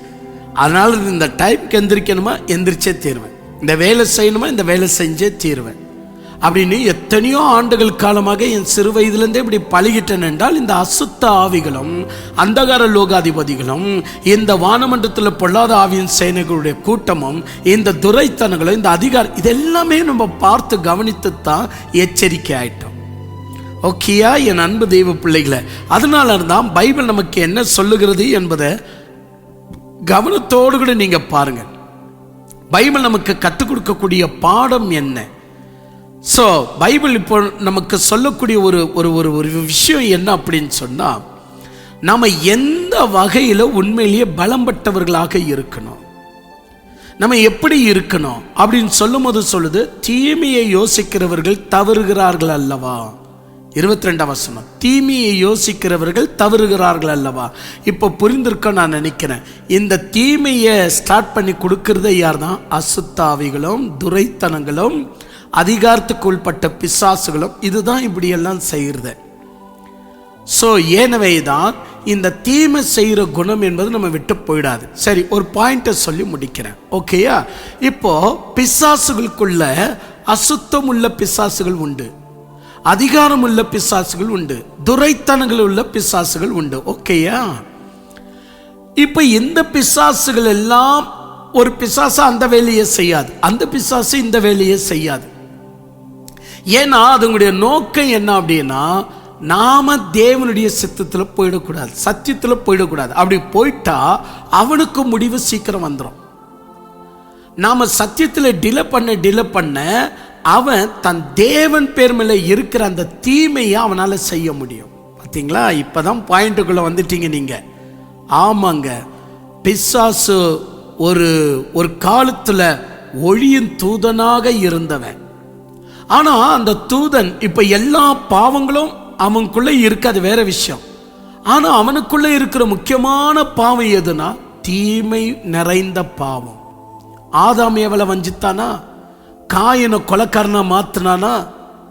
அப்போ அவன் இன்னும் சத்தியத்திற்கு தீமை செய்து கொண்டே இருக்கிறான். மெய் தேவனுக்கும் அவரது நீதிக்கும் சத்தியத்திற்கும் தீமை செய்வதிலேயே இருக்கிறான். இந்த தீமை செய்கிற குணம் எந்த அளவுக்கு இருக்கு பாருங்க. இப்போ ஒரு உதாரணமாக, சில பிள்ளைங்க நம்மோடு கூட இருக்கும் போது அவ்வளோ சுத்தமா இருப்பாங்க, அவ்வளோ பயபக்தியா இருப்பாங்க. நம்ம மேல ஒரு வெறுப்பு வரும்படி பிசாசு அவங்க மனசுல சொல்லிட்டான்னு வச்சுக்கோங்க, உடனே எல்லாருக்கும் ஃபோன் பண்ணி, சர்ச்சில் இருக்கிற எல்லாருக்கும் ஃபோன் பண்ணி, அவரை நம்பாதீங்க, அவர் பண ஆசையில் விழுந்துட்டாரு, நாங்கள்லாம் அந்த சர்ச்சை விட்டுட்டோம், நீங்களும் விட்டுருங்க. இந்த ஆவேசம் எங்கேருந்து வந்துச்சு? இதெல்லாம் ஆவியானவர் செய்கிற வேலையா? யோசிங்க. ஒரு மனுஷனுக்குள்ள பிசாசு உள்ள வரும்போது தான் இந்த தீமையை அவன் செய்வான். அந்த சர்ச்சுக்கு தீமை செய்யணும், அந்த சர்ச்சை நம்ம காலி பண்ணிடணும், அந்த சர்ச்சை வெறுமையாக்கிடணும். யார் யார் நம்ம ஃப்ரெண்டு எல்லாருக்கும் ஃபோன் பண்ணி சொல்லுவோம், விட்டுருங்க அந்த சர்ச்சை, விட்டுருங்க அந்த சர்ச்சை. எப்படிங்க இந்த தீமை வந்துச்சு? அதனால தான் சொல்ற, தீமைக்கு வயசு என்பது கிடையாது. படுத்த படுகையில கூட அந்த தீமைகள் வேலை செய்ய ஆரம்பிக்கும். ஒரு நாள் ஒரு ஒரு ஒரு ஒரு ஒரு விவசாயி மிகவும் தீமை செய்யக்கூடியவர். அவருக்கு பக்கத்து நிலத்துல நல்ல தண்ணி வந்துட்டு இருக்குன்னா அது கேட்டபடி இன்னும் ஒரு ஆளும் போட்டு அந்த தண்ணியெல்லாம் தன் பக்கம் இழுத்துக்குவார். அவங்க நிலத்துல நல்ல விளைச்சல்னா எப்படியாவது ஏதாவது தூவி விட்டு அவங்களுக்கு மோசம் பண்ணுவார். இந்த மாதிரி ஒரு தீமை நிறைஞ்ச ஒருத்தர் இருந்தார். எப்போ பார் அவருக்கு தீமை செய்யறதுல தான் மனசே. அவர் தீமை செஞ்சு செஞ்சு விட்டுணுமா தீமை என்ன செஞ்சது, அவரை பேரலைஸ் நோய்க்குள்ள கொண்டு போச்சு. கை கால் விழுந்துச்சு, அவருக்கு வாயெல்லாம் அப்படியே கோணிக்கிட்டு போயிட்டு அவர் அப்படியே படுத்த படுக்கையா மாறிட்டார். அவ்வளோ பேர் வந்து ஜெபம் பண்ணாங்க, ஆனா அந்த படுகையில இருந்து அவர் வாபஸ் வரவே இல்லை. தீமை செஞ்சு செஞ்சு எல்லாம் ஊர் ஜனங்களே பேச ஆரம்பிச்சிட்டாங்க, நம்ம தீமையே அவனை இன்னைக்கு படுத்த படியா மாற்றிட்டு. ஆனா ஜனங்களுக்கு தீமை மனசு இல்லை. அதனாலதான் அவங்கிட்ட வந்து தேவ வார்த்தையை சொல்லி ஜெபித்தாங்க. யாரு ஜெபம் பண்ணாலும் முடியாதபடி எல்லா பிசாசுகளும் அவங்களுக்குள்ள இருந்துச்சு. யார் ஜெபம் பண்ணாலும் நடக்காது. அந்த அளவுக்கு பிசாசுக்கு அவன் இடம் கொடுத்துட்டான். அதனால வந்து ஜெபித்து சீக்கிரமா நல்லா ஆயிடுவேன் நினைப்பான். ஆனா அவன் நல்லா ஆகவே இல்லை. முடிவில் என்ன நடந்தது அப்படின்னா, சாவு அவனுக்கு வந்துச்சுங்க. அந்த படுத்த படுகையில் அவன் மூச்சு இழுக்க ஆரம்பிச்சிட்டான். ஜனங்களுக்கு தெரிஞ்சு போச்சு செத்துருவான். போதகரும் வந்தாரு. கடைசியில் போதகர் சொன்னார், நீ செஞ்ச பாவத்துக்கெல்லாம் இப்பாவது மன்னிப்பு கேளு. எத்தனை பேருக்கு நீ தீமை செஞ்சிருக்கிற, இப்பாவது மன்னிப்பை கேளு என்று சொல்லி ரொம்ப ஃபோர்ஸ் பண்ணி பலவிதமான உவமைகளை சொல்லி பைபிள் இந்த உதாரணங்களை கொடுத்து கடைசியில் சரி ஆயிடுச்சு, நான் மன்னிப்பை கேட்குறேன். ஏன் தெரியுமா, சில பேர் இந்த தீமையை செய்ய செய்ய அவங்களுக்கு எப்படி தரமா இருக்கும், நான் தவறு செய்யல, நான் தப்பு பண்ணல, அப்படிதான் அவங்களுக்கு இருக்கும். தீமை செய்யறவங்களுக்கு என்னைக்குமே நான் தப்பு செய்யல, அவங்க தான் தப்பு செஞ்சுட்டு இருக்கிறாங்க. கடைசியில் இந்த போதகர் அவருக்கு எப்படி எப்படியோ சொல்லி புரிய வச்சிட்டார். அவரும் ஆண்டவரிடத்துல மன்னிப்பை கேட்டார். என்னை மன்னிச்சிட ஆண்டவரே, நான் எவ்வளோ பெரிய தீமையை செஞ்சுட்டேன், என்னை மன்னிச்சிட ஆண்டவரே. மூச்சு இழுக்க ஆரம்பிக்குது, இன்னும் 2 minutes உயிர் போயிடும். அவர் சொன்னார், போதகரை நீங்கள் கொஞ்சம் வெளியே இருங்க, என் மகனை கூப்பிடுங்க அப்படின்னார். அவன் மகன் வந்தான், மடமடன் பேசினார், உயிர் போயிடுச்சு. உயிர் போன உடனே எல்லாம் ஊர் ஜனங்க ஒன்றா சேர்ந்தாங்க, பாடலை பாடினாங்க, அடக்க ஆராதனை முடித்தாங்க, எல்லாரும் வீட்டுக்கு போயிட்டாங்க. ஆனால் போதகருக்கு மட்டும் உறுத்திக்கிட்டே இருந்துச்சு. என்கிட்ட அவ்வளோ நேரம் வசனத்தை கேட்டு ஜெபம் பண்ண அந்த மனுஷன் என்ன வெளியே போன்னு சொல்லிட்டு மகனை உள்ள வச்சு கூப்பிட்டாரு. கூப்பிட்டு ஏதோ பேசினாரு, இது கேட்கலாம் அப்படின்னு அவங்க மகனை கூப்பிட்டாரு. உங்கள் அப்பா கடைசியாக என்னப்பா பேசினாரு, உனக்கு விருப்பம் இருந்தால் சொல்லுப்பா, இல்லை கட்டி வேண்டாம் பரவாயில்ல. இல்லை அங்கிள் பரவாயில்லங்க அங்கிள், நான் சொல்லிடுறேன், நான் சொல்லுப்பா. அப்பா சொன்னார், மகன் நான் ஆண்டர்கிட்ட மன்னிப்பு கேட்டேன், ஆண்டவர் என்னை மன்னிச்சிட்டாரு, ஆனால் நான் லிஸ்ட்டில் பேர் எழுதி வச்சிருக்கிறேன், நீ விடாத அவங்கள பழி வாங்கு அப்படின்னு டேடி இந்த லிஸ்ட்டை கொடுத்தாரு அப்படின்னு. பார்த்தீங்களா, பழி வாங்கிறது செத்தாலும் போயிடாது, தீமை செய்கிறது செத்தாலும் போயிடாது. தயவு செய்து சொல்கிறேன், ஒரு சர்ச் உங்களுக்கு பிடிக்கலையா, ஆனால் சர்ச்சுக்கு விரோதமாக நிற்காதீங்க. உங்களுக்கு பிடிக்கலையா, என் தெரிலங்க, எனக்கு ரொம்ப தூரம் இருக்குங்க, நான் போகலங்க, என் தெரிலங்க அப்படி சொல்லிடுங்க. தீமை செஞ்சிட்டிங்க அப்படின்னா பிசாசு உங்கள் வீட்டுக்குள்ளே வந்துட்டான்னு அர்த்தம். எத்தனை பேர் என்னை பற்றி பேசியிருக்கிறாங்க தெரியுங்களா? எவ்வளோ நியூஸ் போய் எனக்கு வருது. யார் உங்களுக்கு சொன்னதுன்னா அந்த பிரதர் சொன்னார், யார் சொன்னதுன்னா அந்த சிஸ்டர் சொன்னாங்க. என்னன்னு சொன்னாங்க, நீங்கள் பண ஆசையில் விழுந்துட்டீங்களாம், எப்போ பார் பணம் பணம் பணம்னு இருக்கிறீங்களாம், அதனால இருந்து அவங்க சர்ச்சை விட்டு போயிட்டாங்களாம். அப்படியா, ஏன்பா உங்களுக்கு என்ன சொன்னாங்க, நீங்கள் இந்த ஆசல் அந்த ஆசல் நீங்கள் எப்படி ஆயிட்டீங்களா, உங்கள் ஸ்டைல் மாறிச்சா. என்ன சொல்லுவது, இல்லைங்க இப்போ நான் இந்த ட்ரெஸ்ஸு போட்டிருக்கிறேன் ஏங்க, இப்போ இந்த ட்ரெஸ்ஸு நீங்கள் கவனித்து பாருங்க, ஒவ்வொரு நாள் நான் சத்தியத்தை பேசணும், டெய்லி நான் சத்தியத்தை பேசணும். அப்போ நான் தினந்தோறும் சத்தியத்தை பேசணும்னா இந்த ஸ்டுடியோ ஒவ்வொரு சத்தியத்திற்கும் ஒவ்வொரு ஸ்டுடியோ ஒவ்வொரு டிசைன் பண்ணுறேன். அந்த டிசைனுக்கு ஏற்றபடி என் தேவன் ஐஸ்வர்யம் உள்ளவர், அதுக்கேற்றபடி என்னுடைய ஸ்டுடியோ என்னுடைய ட்ரெஸ்ஸு எல்லாம் இப்படி தான் இருக்கும். அவையெல்லாம் ஒரு குற்றம் சாட்டி மற்றவங்களுக்கு ஃபோன் பண்ணி சொல்கிறாங்கன்னா இந்த தீமை எங்கேருந்து வந்துச்சு, ஏன் எனக்கு இந்த தீமை எனக்கு ஏன் வர மாட்டேங்குது. ஸோ நான் எதுக்கு சொல்கிறேன் அப்படின்னா, எல்லாம் பிசாசின் குணம். ஸோ ஏனவை தான் இந்த இடத்துல இவர் எவ்வளோ அழகாக சொல்கிறார் பாருங்க, தீமையை யோசிக்கிறவர்கள் தவறுகிறார்கள் அல்லவோ. தவறிட்டான் எதுல இருந்து, சத்தியத்தில் இருந்து. தீமையை யோசிக்கிறவர்கள் தவறுகிறார்கள் அல்லவோ, எதுல இருந்து, நியாயத்தில் இருந்து. தீமையை யோசிக்கிறவர்கள் தவறுகிறார்கள் அல்லவோ, எதுல இருந்து, தேவ சித்தத்தில் இருந்து. தீமையை யோசிக்கிறவர்கள் தவறுகிறார்கள் அல்லவோ, எதுல இருந்து, நியாயமான ஆராதனையில இருந்து. தீமையை யோசிக்கிறவர்கள் தவறுகிறார்கள் அல்லவோ, எதுல இருந்து, ஊக்கமான ஜெபத்திலே இருந்து. தீமையை யோசிக்கிறவர்கள் தவறுகிறார்கள் அல்லவோ, எதுல இருந்து, மனித நேயமிலே இருந்து. தீமையை யோசிக்கிறவர்கள் தவறுகிறார்கள் அல்லவோ, எதுல இருந்து. யோசித்து பாருங்க, மொத்தமா சொல்றேன், தேவ வார்த்தையில இருந்து, தேவ வழியில இருந்து. அப்போ இந்த தீமை என்னப்படுவது, நீங்க நினைக்கலாம், ஐயோ நான் எந்த பெண்ணையும் தொடமாட்டேன்பா, நான் எந்த ஆணையும் நான் தொடமாட்டேன்பா. அந்த பாவத்திலிருந்து யார் வந்தாலும் ஜெயிச்சிடலாம். எத்தனையோ பாவம் இருக்கு, ஜெயிச்சிடலாம். ஆனா ஒரு பாவம் இருக்கு, அது என்ன அப்படின்னா, உன்னை யாராவது தொட்டா அப்பதான் நான் யாருன்னு காட்டுறேன் பாரு. அதுதான் பாவம். இதுதான் நான் என்ன சொல்றேன்னா, இப்போ நீங்க இறைவனுடைய பிள்ளைகளாய் இருந்தா உங்களுக்கு தீமை செய்தாலும் விடு, பகவானுடைய சித்தம். ஆண்டவன் இதை என் வாழ்க்கையில் வரணும்னு நினைச்சிட்டான், அதனால ஆண்டவனுடைய சித்தம், ஓகே பரவாயில்லைங்க, இந்த தீமையை நான் கண்டினியூ பண்றேன் அப்படின்னு, அதாவது இந்த கஷ்டத்தை சகிச்சுக்கிறேங்க அப்படின்னு நீங்க போயிடுவீங்க. கெட்டது நடந்தாலும் கெட்டது செய்யாதவன் தான் மனிதன். ஆனா நாய் அப்படி அல்ல, பிஸ்கெட் போட்டா வாலாட்டும், ஆனா அதுக்கு தொந்தரவு பண்ணா உங்களை கடிக்க வரும். இந்த மாதிரி நாயுடைய ஜீவியம் தான் நிறைய பேருக்கு. அவங்க எப்படி தெரியுமா வாழ்க்கை வாழ்வாங்க, நீ பாஸ்டரா இருக்கிற வரைக்கும் நானும் இருப்பேன், எனக்கு பிடிக்கலையா வாமையிலே எரிஞ்சு நான் கடிச்சு கொதறிடுவேன், உன் சபையை நான் விட மாட்டேன். சரி விடுங்க. அந்த மாதிரி தான் நம்முடைய வாழ்க்கையில் ஒரு வேளை நாம் இறைவனுடைய பிள்ளைகள் என்றால் இந்த குணங்கள் எல்லாம் இருக்கா நீங்க செக் பண்ணிக்கணும். இந்த குணங்கள் எல்லாம் காமன் சென்ஸ்லயே இருக்கணுமா? இந்த குணமே இல்லாத நீ ஊழியக்காரனா இருக்க முடியுமா? தீமை செய்கிற மனசு உனக்குள்ள வந்துச்சுன்னா நீ ஊழியக்காரனா இருக்க முடியுமா? அதனால எனக்கு கூட்டம் கிட்ட வரும்போது ரொம்ப கோபம் பட்டு கொஞ்சம் ரொம்ப எரிச்சலா, அதாவது எரிச்சல்னா உங்களுக்கு புரியும்படி சொல்றேன், ரொம்ப கூச்சல் போடுவேன் நான். எனக்கு ஏற்றபடி மியூசிக் இல்லை, ஸ்பீக்கர் பாக்ஸ் இல்லை, நான் சொல்றபடி வேதத்தை வாசிக்கல, நான் சொல்றபடி சரியா நடக்கல அப்படின்னா ரொம்ப கூச்சல் போடுவேன், அப்படியே ரொம்ப கோத்துல கொதிச்சு எழும்புவேன். அப்போ எனக்கு சொன்னாங்க, நீங்க ஏன் இப்படி கோபப்படுறீங்கன்னு தெரியலையா அப்படின்னு. நான் சொன்னேன், எது கோபம்?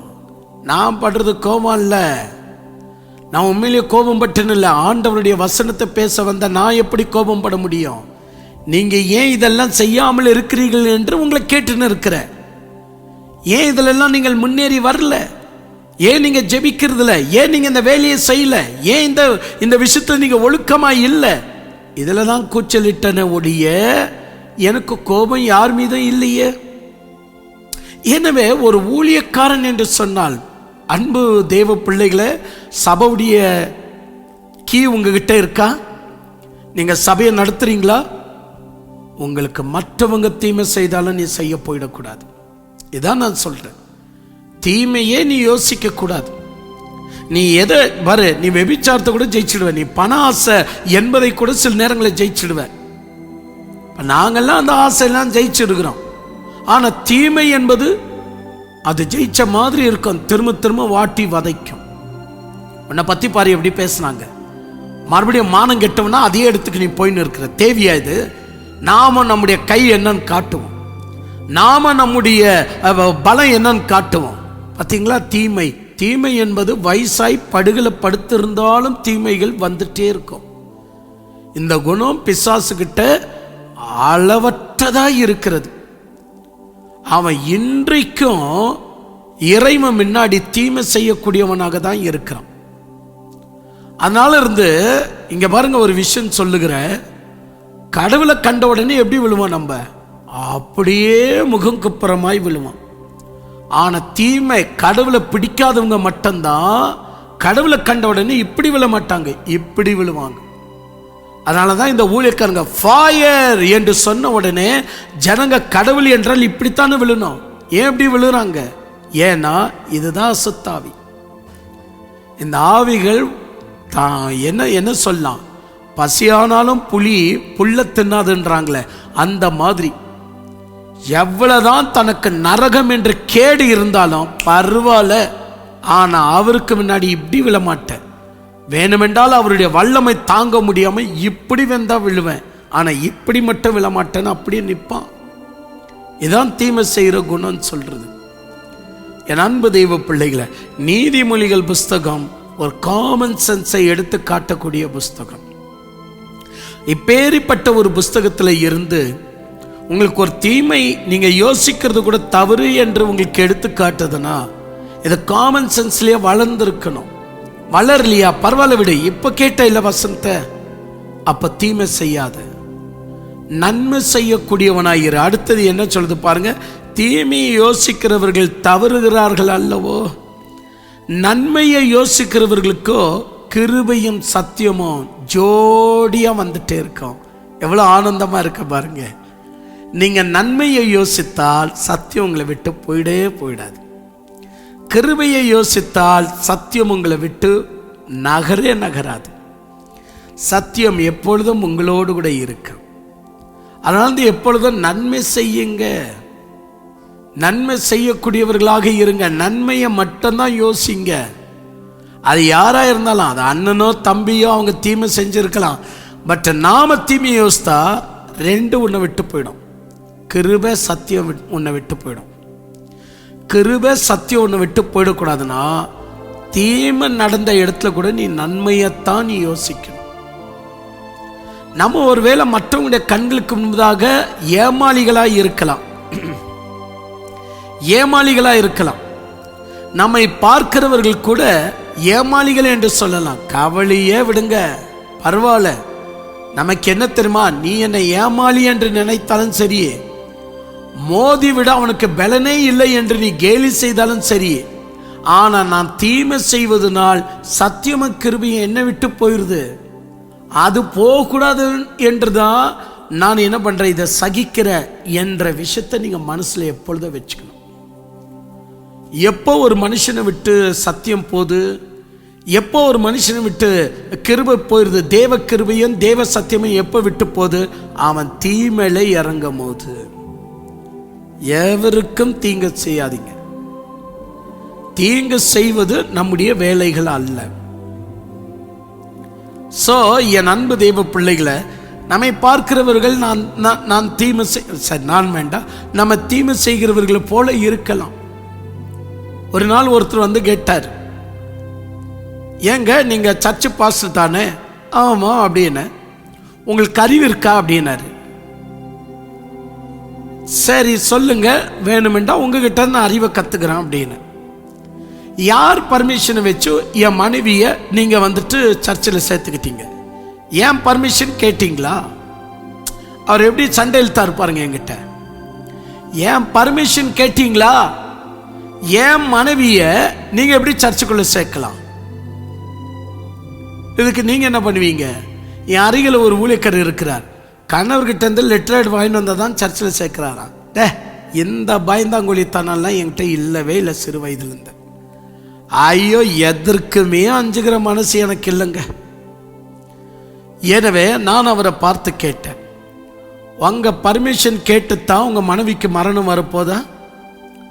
உங்க பர்மிஷன் கேட்டுத்தான் அவங்க நல்ல குணம் அவங்களுக்குள்ள வரப்போதா என்று மடன் என்று தேவ நீதியை போதிக்க ஆரம்பிச்சேன். தேவ நீதியை மடன் என்று கேள்வி கேட்க ஆரம்பிச்சேன். அவர் சற்று யோசித்தார். நான் சொன்னேன், தீமை செய்யும் போது மட்டும்தான் இன்னொருத்தன்ட்ட பர்மிஷன் கேட்கும். நன்மை செய்வதற்கு எவங்கிட்டே நாங்கள் பர்மிஷன் கேட்க வேண்டிய அவசியம் இல்லை. ஏன்னா இது நன்மை. எங்களை எதிர்க்கிறவர்கள் நன்மைக்காரங்க ஒரு காலம் எதிர்க்க மாட்டாங்க. தீமை செய்யறவங்க தான் நன்மைக்கு விரோதமாய் இருக்கும் என்று பலவிதமான கதைகள் உவமையெல்லாம் சொல்லி முடிச்ச உடனே அந்த மனுஷன் போனவர் தான். ஸோ அவங்க பர்மிஷனை இவங்க அவங்களுடைய கண்ணில் எப்படி இருக்கும் அப்படின்னா, அவங்க மனைவியை நான் என்னமோ சபையில் சேர்த்துட்டு நான் என்னமோ கும்பாலம் போடுற மாதிரி இருக்கும். ஆனால் ஏன் எனக்கு தீமை நடக்க மாட்டேங்குது? ஏன்னா என் வழி எனக்கு தெரியும் நான் எப்படி இருக்கிறேன் அப்படின்னு. ஒரு சின்ன குட்டி கதை சொல்கிறேங்க. அந்த குட்டி கதை கொஞ்சம் கேளுங்களேன் எப்படி இருக்கும் அப்படின்னு. ஒரு நல்ல ஒரு அருமையான ஒரு குருஜி, ரொம்ப சாதுவான ஒரு குருஜி.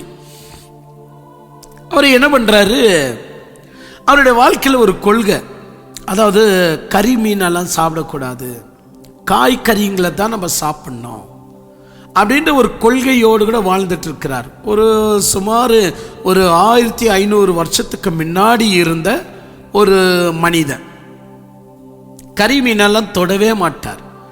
அந்த காலம் உங்களுக்கு தெரியும், பெக்ஷாந்தேவி அப்படின்னு சொல்லி பிச்சை கேட்க, அதாவது அதுக்கு பேர் அப்போ பிச்சைன்னு சொல்ல மாட்டாங்க, தர்மம்னு சொல்லுவாங்க. இப்போதான் அது பிச்சையாக மாறிடுச்சு. ஏன்னா இப்போ ஏன்னா கடவுளுடைய வழியில் நடக்கிறவன் நம்மக்கிட்ட சாப்பாடு கேட்டால் அதுக்கு பேர் பிச்சை இல்லை, தர்மம். ஆனால் வேலை செய்ய முடியாம மற்றவங்கிட்ட உதவி கேட்டால் அது பிச்சை. ஸோ இதை புரிஞ்சிருக்கோம் நான் நினைக்கிறேன். இவர் 3 டைம் சாப்பிடணும் இல்லையா, 3 டைமுக்காக தர்மத்தை கேட்டு வருவார். ஒரு வீட்டுக்கிட்ட 3 முறை தான் குரல் எழுப்புவார்.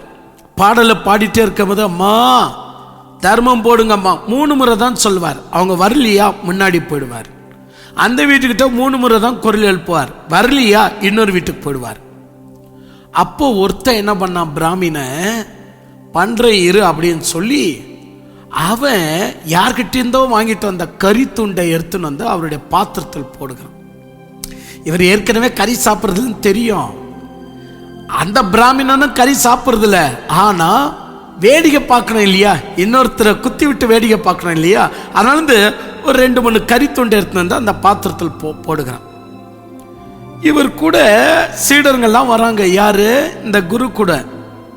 அவன் பாத்திரத்தில் கறி போட்ட உடனே எல்லாருக்கும் முகம் சலிச்சு போடுதோ, ஐயோ ஐயோ அசுத்தம் அசுத்தம் என்று சொல்லி எல்லாரும் கூச்சலிடுறாங்க. ஆனா குரு அந்த பாத்திரத்தில் கையை இட்டு அந்த ஒவ்வொரு கறியா மென்னு சாப்பிட்டு மென்ன போறார். இதை பார்த்த சீடர்களுக்கு அசந்து போது, எவ்வளவு போதிச்சிருக்கிறார், காய்கறி தான் சாப்பிடணும்னு. ஆனா இன்னைக்கு கறி சாப்பிட்டுட்டாரு. சைலண்டாவே இருக்கிறார். ரொம்ப நேரமா அங்க பிரச்சனை ஏற்கப்படுது. குரு கிட்ட எப்படி பேசுறது, எப்படி அவர்கிட்ட போகுது அப்படின்னு கையை கசுக்கிறான் எல்லாருமே. அவர் மெதுவா அவங்கள கூப்பிடுறார். நீங்க இன்னுமா என்ன புரிஞ்சுக்கல? சரி, எனக்கு பிச்சை எடுக்கிற பாத்திரத்தை கொடுத்த உடனே நான் உங்ககிட்ட அல்லவா கொடுக்கிறேன். ஜனங்க பிச்சை இடும்போது தர்மம் இடும்போதெல்லாம் உங்ககிட்ட அல்லவா நான் கொடுக்கிறேன். நீங்க அதில் ஷேர் பண்ணிக்கிறீங்க. ஆனால் இன்னைக்கு வந்த கறியை மட்டும், மாமிசத்தை மட்டும் நான் சாப்பிட்டேன், உங்களுக்கு கொடுக்கல. அது யோசித்தீங்களா? அது இருக்கட்டும் குருவே, எங்களுக்கு கொடுக்க வேண்டியங்களோ பரவாயில்ல, நீங்க எப்படி சாப்பிடலாம், நீங்க சாப்பிட்டுருக்க கூடாத பொறுங்க. நாம என்னன்னு ஜெபம் பண்ணிட்டு வெளியே வரோம். ஆண்டவா, நீர் என்ன படி அளிக்கிறியோ அளந்து கொடுக்கிறியோ அதுதான் நாங்க சாப்பிடுவோம் தானே ஜெபித்துட்டு வரோம். என்னைக்கு நம்முடைய பாத்திரத்துல மாமிசம் வந்து விழுந்திருக்குன்னா அது கடவுளுடைய சித்தம் தானே. நாம் விரும்பி சாப்பிட்டோமா, நாம்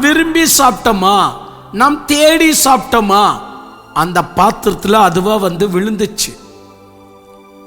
ஏன்? அவன் வேடிக்கை பார்க்கும்படியே, நம்மளை கேவலம் படுத்தும்படியே, நம்மளை தீமை செய்யும்படியே, நம்முடைய திசை மாறும்படியே வேணும்னு அவன் செஞ்சான். அதுக்கு விரோதமா நானும் தீமை செய்ய முடியுமா? ஆண்டவன் மேல பாரத்தை வச்சு நான் சாப்பிட்டுட்டேன். அவன் தான் அப்படி கொடுத்தான். நீங்க சாப்பிடலாமா, உங்களுக்கு புத்தி இல்லையா அப்படின்னு சீடருங்க கேட்டாங்க. அவர் சொன்னார், பாத்திரத்தில் எது விழுந்தாலும் கடவுள் இன்னைக்கு கொடுத்தாரு, நான் சாப்பிட்டுட்டேன். ஆனா அவன் எனக்கு தீமைக்காகவே செஞ்சான்னு எனக்கு தெரியும். இப்போ நான் பாத்திரத்திலிருந்து நான் எடுத்து சாப்பிட்டுட்டேன். இப்போ ஆசீர்வாதம் யாருக்கு வரணும்னு கேட்டார். நீங்களே யோசிங்க, பாத்திரத்துல தர்ம இட்டவனுக்கு ஆசீர்வாதமா இல்ல சாப்பிட்டவனுக்கு ஆசீர்வாதமா? அவங்க யோசித்தாங்க, இல்ல தர்ம இட்டவனுக்கு தான் ஆசீர்வாதம் செய்யறோம். கரெக்டு தானே? அப்ப யார் நம்மளுக்கு என்ன செஞ்சாங்களோ அதுதான் அவங்களுக்கு வினையா மாறும். நாம் அந்த வினையை நாம் செய்யக்கூடாது, அந்த வினை அவங்களுக்கு தான் மாறும். அதனாலதான் நான் சாப்பிட்டேன் என்று சொல்லி அவர் முன்ன போனாராம். இதுதாங்க வாழ்க்கை. நாம தீமை செய்யணும், பர்மிஷன் இல்லாம அவங்களை கூப்பிட்டு இவங்களை கூப்பிட்டு கும்மாளம் போடுறோம். நீ 1000 சொல்லிக்க, நாங்க தீமை செய்யல. தீமை செய்யும்படியாக நடந்தவனுக்குத்தான் தீமை ஏற்கப்படுமே ஒழிய தீமையை யோசித்து செய்தவனுக்கு தீமை வராது. அன்பு தெய்வ பிள்ளைகளை, ஜாட்டு சபையில் ஆங்காங்க பல இடங்கள்ல 4 பேரை உட்கார வச்சு இந்த ஆடியோவை நீ போட்டு கேட்டு அவங்கள சத்தியத்தை கேட்க வச்சாலும் நீயும் ஒரு ஊழியன்தான். உண்மை விஷயம். வாங்கக்கா, சிஸ்டர் வாங்க, அண்ணன் வாங்க, இந்த சத்தியத்தை கேளுங்க, நம்ம ஆண்டவரோடு கூட நம்மளை சேர்க்க வைக்கிறது அப்படின்னு 4 பேர் கூப்பிட்டு இந்த வீடியோவை போட்டு காட்டினாலும் நீயும் ஒரு ஊழியன்தான். அப்ப ஊழியனா இருக்கிற நீ ஒரு நாளும் தீமையை யோசிக்கவே கூடாது. தீமையை விட்டு வெளியேறி விடணும். அப்படி நாம் செய்வோம் என்று சொன்னால் பைபிள் சொல்லுது, கிருபையும் சத்தியமும் நம்மளை விட்டு நீங்காது. ஒரே ஒரு நிமிஷத்தில் நம்ம தீமைக்கு கைப்பட்ட உடனே கிருபையும் சத்தியமும் நம்மளை விட்டு போயிடும். தேவ கிருபை என்னப்படுவது அப்பேரிப்பட்டது, தேவ சத்தியம் என்னப்படுவது அப்பேரிப்பட்டது. அதனால அந்த தேவ கிருபைய, தேவ சத்தியத்தை, என் அன்பு தேவ பிள்ளைகளை, உங்களை விட்டு நீங்க கூடாது என்று சொன்னால் ஒரு நாளும் தீமைக்கு கை போடாதீங்க. தீமைக்கு கை போடாதவன் என்பது பிசாசுங்களுக்கு தெரிந்தாலும் அது உங்க வீட்டு பக்கம் கூட வர முடியாது. நான் தீமையை பிணைக்கிறேன் அப்படின்னா அப்ப நானே அந்த அந்த பிசாசுங்களுக்கு ஜாப் ஆப்பர்ச்சுனிட்டி கொடுக்கிறேன்னு அர்த்தம். நானே அதுங்களுக்கு வேலை கொடுக்கிறேன். அப்ப இங்க வேலை இருக்குன்னு அந்த வேக்கன்சியை நம்பி அதுங்க வருது. ஏன்னா நான் தீமை செய்யக்கூடியவன். தீமையை ஒரு முறை யோசித்துட்டா அது இன்டர்நெட் மாதிரி. இன்டர்நெட்னா என்ன தெரியுமா? இன்னர்லயே நெட்டை பிணைந்து பிணைந்து இன்னருக்குள்ள போவதா இன்டர்நெட். நெட்டு பிணைஞ்சினே போகும். நெட்டுனா என்னது தெரியும் தானே? அது கொசு வழியோ அது மீன் வழியோ நெட்டு பிணைஞ்சுன்னு போகும். இன்னர்லயே நெட்டு பிணைஞ்சுன்னு போனதான் இன்டர்நெட். அப்படின்னா தீமை என்பது ஒரு இன்டர்நெட். அது இன்னருக்குள்ளவே ஒன்று ஒன்று ஒன்று ஒன்று கோத்துக்கிட்டே போகும், வழியை வீசிக்கொண்டே போகும். அதனால என் அன்பு தெய்வ பிள்ளைகளை, ஒரு தீமையை செய்தா அடுத்த தீமை உங்களுக்குள்ள இருந்து வெளியே வரும். நான் நிறைய பேரை பார்த்திருக்கிறேன். நம்முடைய சபையில இருந்த நிறைய பேரு ஒரு சின்ன என்ன சொல்லலாம், ஒரு சின்ன ஜபங்குட்டை வைக்கிறனால ஓனர்கிட்ட பர்மிஷன் கேட்டு வருவாங்க.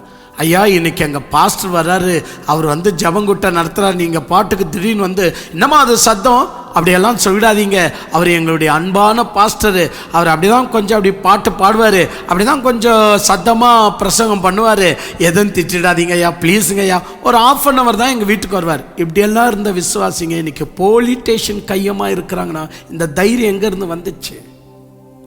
தீமை செய்கிற தைரியம் எங்கேருந்து வந்துச்சு? இல்லாததை இருக்கிறத பிணைக்கிற தைரியம் எங்கேருந்து வருது? பிசாசுக்கு ஆப்பர்ச்சுனிட்டி கொடுத்துட்டீங்க, வேலை கொடுத்துட்டீங்க, வா வெளியே போகிற பிசாசு கூட உள்ள வான்னு சொல்லிட்டீங்க, அவனுவான். ஸோ ஏனவைதான் 22 வசனம், தீமையை யோசிக்கிறவர்கள் தவறுகிறார்கள் அல்லவோ, நன்மையை யோசிக்கிறவர்களுக்கோ கிருபையும் சத்தியமும் உண்டு. எவன் ஒருவன் நன்மையை மட்டும் யோசிக்கிறானோ அவன் எங்க சென்றாலும் அவனை சத்தியமும் கிருபையும் பின்னாடியே வரும். ஒன்று சில நேரங்களில் கிருபை முன்னாடி போயிடும், அவனை காப்பதற்காக சத்தியம் பின்னாடியே வரும். சில நேரங்களில் சத்தியம் முன்னாடி போயிடும், கிருபை பின்னாடியே வரும். அவனுக்கு என்னைக்குமே பாதுகாப்பு தான், ஒன்னும் செய்ய முடியாது. தீமையை நீயே செய்தாலும் அது அவனுக்கு கொஞ்ச நாள் விட்டு நன்மையா மாறும்.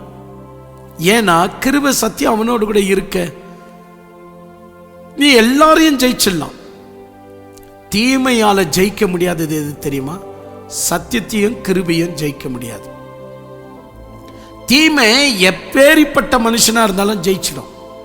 ஆனா தீமையால யாரை ஜெயிக்க முடியாதுன்னா சத்தியத்தையும் கிருபையும் ஜெயிக்கவே முடியாது. இதுதான் தீமைக்குரிய பலவீனம். அப்போ இப்பேரிப்பட்ட ஒரு ஸ்லாக்கியத்தை இறைவன் நமக்கு தந்திருப்பதனால் எதுக்காக நம்ம தீமையை செய்ய போனோம்? ஏன் நம்ம இன்னொருத்தர் கொடுத்து ஃபோன் பண்ணி சொல்லணும் அவங்க சரியில்லைன்னு? ஐயோ நமக்கு அந்த வேலையே இல்லை. யார் சரியில்லைன்னா அவங்களுடைய குணம், அவங்க அது வெளியே வரதான் போகுது.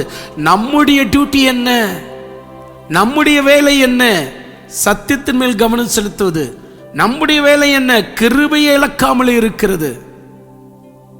எத்தனை பேருடைய போன் இன்ன வரைக்கும் யாருக்கும் போன் பண்ணி இந்த மாதிரி என்னை பத்தி இப்படி பேசுறாங்க, நான் அப்படி இல்லை நிரூபிக்கவே இல்லை. நீங்க தெரிஞ்சுக்கன்னா தெரிஞ்சுக்கங்க. ஏன்னா நீங்க அல்ல என்னுடைய பாதுகாப்பு. என்னுடைய பாதுகாப்பு நான் பெற்ற தேவ கிருபை தான் எனது பாதுகாப்பு. நான் நிரூபிக்கிறதுனால நீ ஒன்னும் எனக்கு முடிசூட்ட வேண்டிய அவசியம் இல்லை. எனக்கு முடிசூட்ட வேண்டியது நான் கற்ற சத்தியம். இதுதான் என்ன முடிசூட்டுது. அதனால எனக்கு கவலையே இல்லை. நான் கற்ற சத்தியம், நான் பெற்ற கிருபை என்னை வழிநடத்தி வருவதனால் மனரம்யமாக இருக்கிறேன். அதில் நீங்கள் இருக்கணும். யார் என்ன சமையல் கற்றுக்குனாங்க, அந்த சமையல் நம்மளுக்கு இஷ்டம் ஆகுது இல்லையா? அந்த மாதிரி தான் நான் கற்ற சத்தியம் உங்களுக்கு இஷ்டம் இருக்கும்னா, கண்டிப்பாக நான் கற்றது இதுதான் செம்மையாக இருக்குது அப்படின்னு சொன்னால் வாங்க பைபிளை க்ளோஸ் பண்ணுவோம். கொடுக்கப்பட்ட சத்தியத்திற்காக நாம் நன்றி செலுத்துவோம். தேவன் நல்லவர். சிரங்களை தாழ்த்திக் கொள்வோம். யாவரும் கண்களை மூடுவோம். ஆமென்.